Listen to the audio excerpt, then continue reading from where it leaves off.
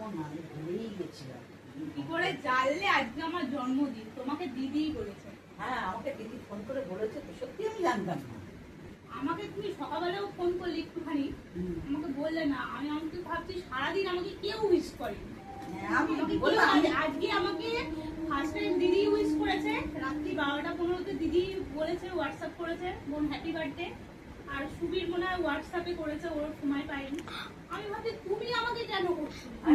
তোকে জিজ্ঞাসা করছিলাম তোর কি জন্মদিন পার হয়ে গেছে, ক তারিখে? তুই বলছিস হ্যাঁ আমার পার হয়ে গেছে। তা আমি হয়তো হয়ে গেছে, আমি তো আর জানি না। হ্যাঁ, তাই তাই আমি আবার দিদি আমাকে ফোন করেছিল, দিদিকে ফোন করেছিলাম, দিদি আমায় বললো যে আজকে বোনের জন্মদিন। দিদি মনে আছে, তোমার মনে নেই, দেখেছো? কি করবো মা, সুবীর সকালবেলাও আমাকে বলে যায়নি। আমি ভাবছি ওরা সব ভাইও আমাকে বলেনি, এখন বলে সব ভাইও আমাকে বলে, কেউ জানে না, মানে ভুলেই গেছে।